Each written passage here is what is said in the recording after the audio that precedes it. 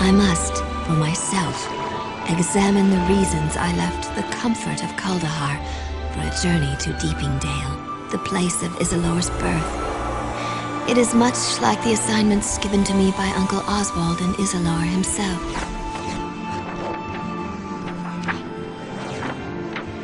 When Isilor left those lands near the Inner Sea for the spine of the world, he told his fellow Druids he would send a student to replace him.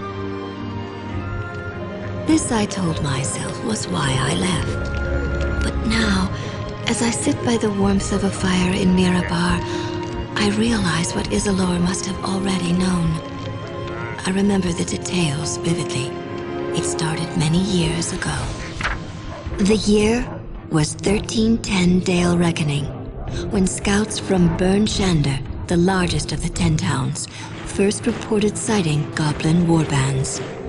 Within weeks, a river of goblins had flowed forth from the spine of the world, and above that wave of death sailed a banner bearing the monstrous heads of the Chimera. The militiamen of the 10 towns would have been the Dale's only defense had the forces of fate been against Burn Shander. But Albrecht Dinsmore, the mayor of the town of Targos, urged the council to send a messenger south to the port cities of Luskan and Neverwinter. Luskan had problems of her own, but fearful of repercussions, the captains of Luskan devised a simple plan. Throughout the city, they posted notices promising wealth and fame.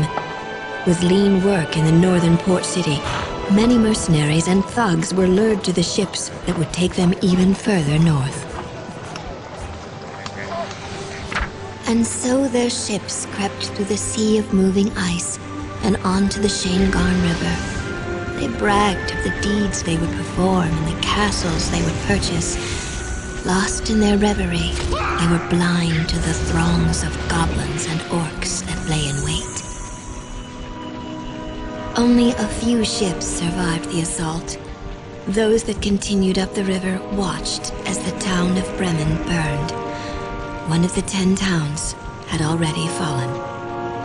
Many wondered, as I often wonder, what difference only a few can make against so many, and in the midst of such terrible circumstances.